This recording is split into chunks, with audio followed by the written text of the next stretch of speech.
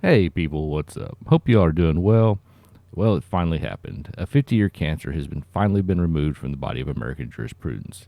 As it's been anticipated for a couple months now, Roe and Casey have been overruled. The results have been predictable, with many people online screaming very passionately about things they haven't read and don't understand. So let's hop into this case. In this decision, there are two major questions that need to be answered. The first question is, does the Constitution provide a right to abortion? The second question is, if the Constitution doesn't provide this right, should the court overrule Roe and Casey, or does the principle of stare decisis preclude that?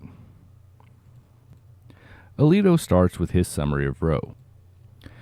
Even though the Constitution makes no mention of abortion, the court held that it confers a broad right to one. It did not claim that American law or the common law had ever recognized such a right, and its survey of history ranged from the constitutionally irrelevant, e.g., its discussion of abortion in antiquity, to the plainly incorrect, its assertion that abortion was probably never a crime under the common law. After cataloging a wealth of other information having no bearing on the meaning of the Constitution, the opinion concluded with a numbered set of rules, much like those that might be found in a statute enacted by a legislature. Yeah, that's Roe in a nutshell. He then explains the trimester structure. He states that at the time of Roe, 30 states prohibited abortion at all stages. He goes on to quote Justice White's dissent in Roe, calling the decision an exercise in raw judicial power. This quote pops up several times in the opinion. The majority is given a little bit of respect to Justice White. The opinion then moves on to Casey and the way the decision was split. Two judges simply wanted to uphold Roe as is, 4 wanted to overturn it, and the 3 that wrote the controlling opinion focused on stare decisis, as it was hinted that one or more of the 3 had reservations about abortion as a constitutional right. Casey upheld abortion is guaranteed before viability. Casey tossed Roe's trimester scheme, instead forbidding any undue burden on the right of abortion, and the court called on the country to treat this as the final settlement on the question. In the current case, 26 states have asked the court to overrule Roe and Casey. The law before the court is from Mississippi and prohibits abortion after 15 weeks. This would be before viability and prohibited by Roe and Casey. The state argues that those cases should be overruled. On the other side, the Solicitor General says allowing the law to stand in violation of the viability line would effectively overrule Roe and Casey. They contend that no half measures are available, and the court must either affirm or overrule Roe and Casey. They are playing chicken with the court. It is a bold strategy, and it doesn't work out for them. As the court says, we hold that Roe and Casey must be overruled. So let's get to the standard involved. The court has conveniently granted itself the power to recognize rights through the Due Process Clause of the 14th Amendment. The standard is from a case called Washington v. Glucksberg. In that case, the court refused to recognize suicide as a right, setting the standard for recognized rights as those that are deeply rooted in this nation's history and tradition and implicit in the concept of ordered liberty. In that case, the court said we must exercise the utmost care whenever we are asked to break new ground in this field, lest the liberty protected by the Due Process Clause be subtly transformed into the policy preferences of the members of this court. The court has given itself a significant amount of power, and it has to be careful not to abuse it. It can't run roughshod over the political branches and substitute its will without some objective standard for doing so. It can't establish itself as a super legislature. What the court has settled on is that it will recognize rights if they are deeply rooted in American tradition. The idea is if they are recognizing what was already there but left unstated, not creating new rights based on their policy preferences. So how does Roe stack up under this standard? The court comes right out with the key idea. No one ever thought there was a right to obtain an abortion until around the time of Roe. As it says, until the latter part of the 20th century, there was no support in American law for a constitutional right to obtain an abortion. No state constitutional provision had recognized such a right. Until a few years before Roe was handed down, no federal or state court had recognized such a right, nor had any scholarly treatise of which we are aware. The court follows that not only was there never a historical basis for the right to abortion, the history actually shows that American tradition was to treat abortion as an unlawful act. Not only was there no support for such a constitutional right until shortly before Roe, but abortion had long been a crime in every single state. At common law, abortion was criminal in at least some stages of pregnancy and was regarded as unlawful and could have very serious consequences at all stages. American law followed the common law until a wave of statutory restrictions in the 1800s expanded criminal liability for abortions. By the time of the adoption of the 14th Amendment, 3/4 of the states had made abortion a crime at any stage of pregnancy, and the remaining states would soon follow. Roe either ignored or misstated this history. The court looks at the common law authorities and concludes that a post-quickening abortion was a crime under common law, somewhere between being a great misprision, which would be something like a serious misdemeanor, and murder. Next, the court addresses pre-quickening abortion. It points to some cases going back to 1602 and 1732 where the courts made no distinction between pre- and post-quickening abortions. This is not a particularly strong avenue of attack. Cherry-picking a couple of cases that don't distinguish between pre- and post-quickening doesn't necessarily mean those cases are representative of the common law understanding at that time, or that was the state of the common law later. Alito also discusses what he calls a proto-felony murder rule, where it would be murder if an abortionist were to accidentally kill a woman with child, and there is no mention of it being a quick child.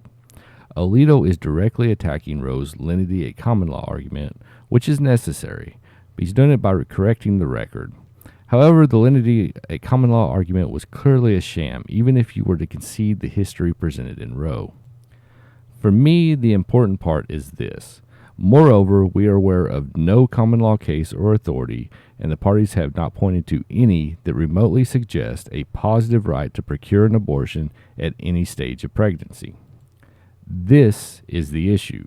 Abortion was not recognized as an implicit right before the mid-20th century. But when you combine that with the history of abortion as a crime, it really drives home just how baseless the decision in Roe was. As the court says here, the court's opinion in Roe itself convincingly refutes the notion that the abortion liberty is deeply rooted in the history or tradition of our people. That's Justice White again. The court just drives this point home. The inescapable conclusion is that a right to abortion is not deeply rooted in the nation's history and traditions. On the contrary, an unbroken tradition of prohibiting abortion on pain of criminal punishment persisted from the earliest days of the common law until 1973. Attitudes towards abortion have changed since Bracton, that was one of the common law authorities, but our laws have consistently condemned and continue to prohibit that practice. Respondents are forced to argue that it does not matter that some states prohibited abortion at the time of Roe, or at the time Roe was decided, or when the 14th Amendment was adopted, but that argument flies in the face of the standard we have applied in determining whether an asserted right that is nowhere mentioned in the Constitution is nevertheless protected by the 14th Amendment. They have found no support for the existence of an abortion right that predates the latter part of the 20th century, no state constitutional provision, no statute, no judicial decision, no learned treatise. The earliest sources called to our attention are a few district court and state court decisions decided shortly before Roe and a small number of law review articles from the same time period. It gets redundant, but it is clear there is absolutely no historical basis in American history for recognizing abortion as a right. There is no objective standard that would allow you to do that. I've heard much discontent about the Dobbs decision. I don't think I've heard anyone defending the reasoning of Roe. The arguments generally are that abortion should be a right because it is good policy, which is not the role of the court to decide, or that Roe should be upheld because it exists, which will bring us to the stare decisis analysis, but first, a quick aside. The court also does a quick analysis and dismisses upholding abortion on equal protection grounds. This was an argument in the amici, and the court addresses it here, which should shut the door on what would be the obvious next line of attack for those wanting to push abortion as a constitutional right. With the substantive arguments out of the way, let's move on to stare decisis. Stare decisis is the deference the courts give to previous court decisions. The strength of the common law legal system is the stability that it provides. As courts deal with the gray areas of law, boundaries begin to be drawn. This builds certainty as to what is covered by a law. Knowing that inferior courts are bound to abide by decision and that future high courts are generally not going to overturn a decision allows people to rely on these decisions when making choices about their life. The overall effect is to strengthen rule of law. But what happens when the court is wrong? Plessy versus Ferguson is the case. Upholding segregation is usually mentioned as one of the cases where the court clearly erred. The court cannot blindly follow stare decisis. As the court says here, it is not an inexorable command. There has to be a balance between fixing mistakes and maintaining stability. The court lays out the factors in balancing those interests. The court lays out 5 factors that weigh strongly in favor of overruling Roe and Casey. The first factor is the nature of the court's error. The second is the quality of the reasoning. The third is workability of the rules. The fourth is their effect on other areas of law. And fifth is the absence of concrete reliance. So the first factor here is the nature of the court's error, and the court here says Roe was also egregiously wrong and deeply damaging for reasons already explained. Roe's constitutional analysis was far outside the bounds of any reasonable interpretation of the various constitutional provisions to which it vaguely pointed. Roe was on a collision course with the Constitution from the day it was decided. The court usurped the power to address a question of profound moral and social importance that the Constitution unequivocally leaves for the people. Coming back to a Justice White quote, he said, "Decisions that find in the Constitution principles or values that cannot be fairly read into that document usurp the people's authority." The court is saying that in mistakenly deciding Roe, the previous court took the power from the people to decide an important public issue. The next is the quality of the court's reasoning. This is where most of the court's previous discussion focused.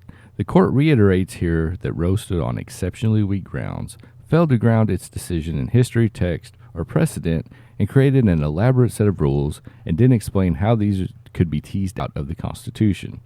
The court goes deeper into this and some of the random authorities used in Roe, but we'll move on to the next factor. The next factor is workability. Can the rule be understood and applied in a consistent and predictable manner? As I was talking about earlier, a value of common law is predictability, as inferior courts are bound by the rulings of superior courts. This is lost if the lower courts cannot consistently understand and apply what the higher court ruled. In Casey, it is the undue burden test that causes the trouble. Scalia dissented that whether a burden is due or undue is an inherently standardless test. The Casey court added 3 factors to determine what undue means, but they are also very ambiguous. The court here notes that even in Casey, the court could not get straight the undue burden standard. That is not a good omen for consistency in the lower courts, and the court goes through a list of lower court conflicts.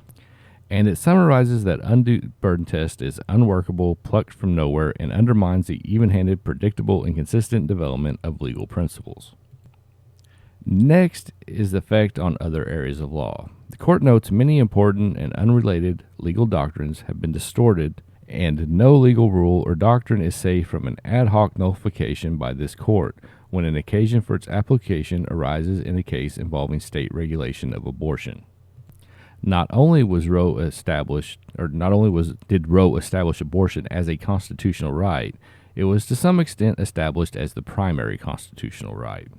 The court goes through several legal principles that had to bow to a right to abortion, including a distortion of First Amendment doctrine, and it closes with, when vindicating a doctrinal innovation requires courts to engineer exceptions to long-standing background rules, the doctrine has failed to deliver the principled and intelligible development of the law that stare decisis purports to secure.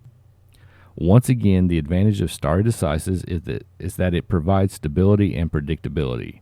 When upholding a decision constantly requires upending principles in other foundational areas of law, it becomes detrimental to stability and predictability.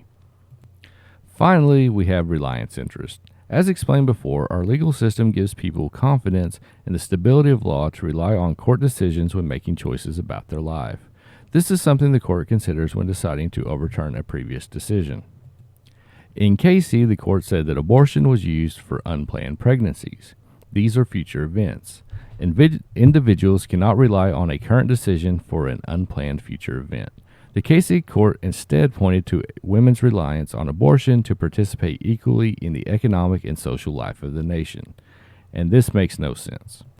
You really have the court manufacturing a fake argument of reliance based on the court's belief that its position is good policy.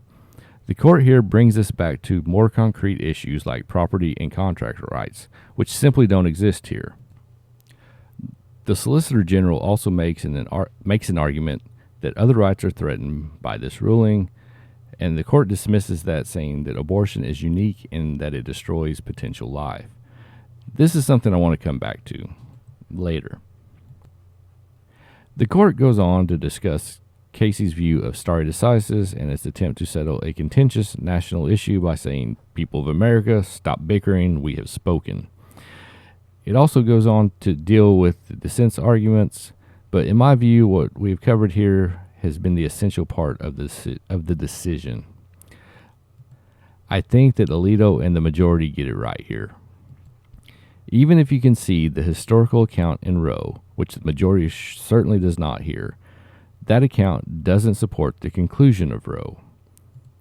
It doesn't demonstrate any basis for a right to abortion beyond the will of the 7 justices who decided Roe to make it so.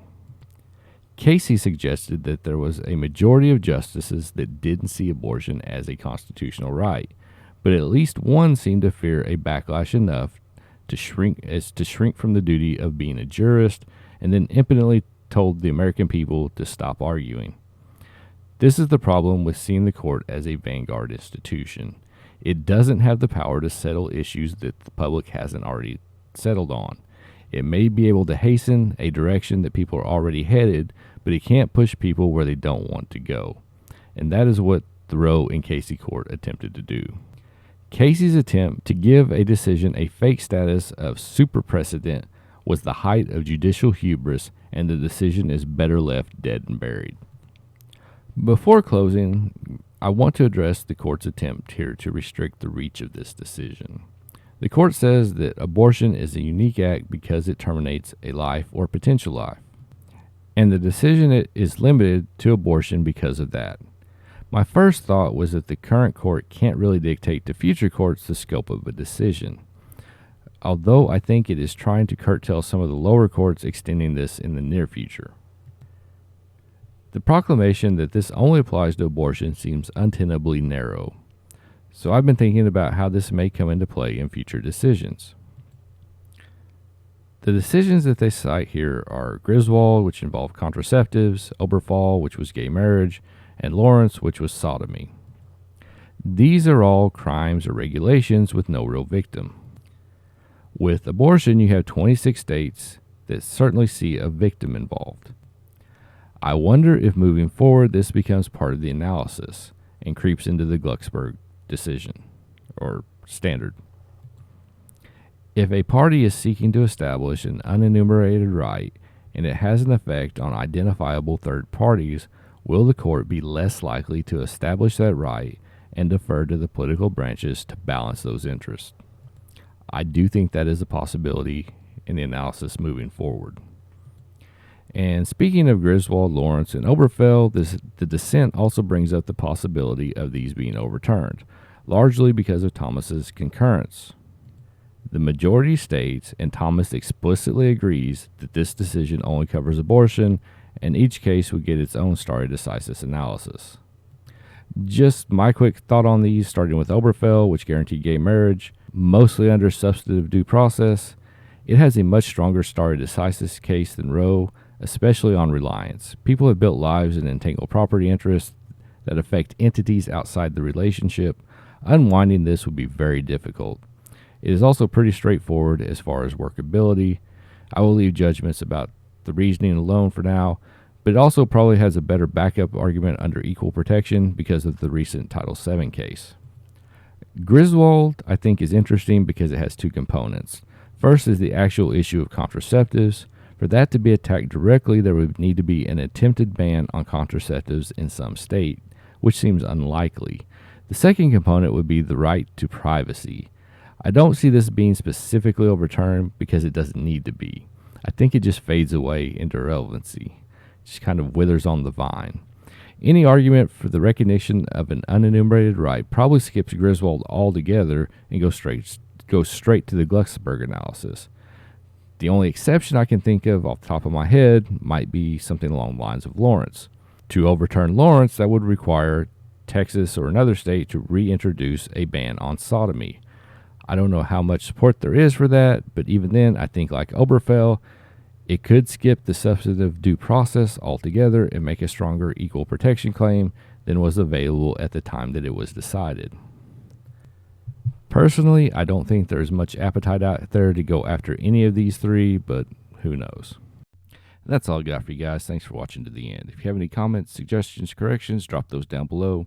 I hope you found today's video interesting. I try to give commentary that's sometimes accurate and occasionally even sober. I hope to see you in the next one. Until then, remember, looking all for Supreme Court. Bye.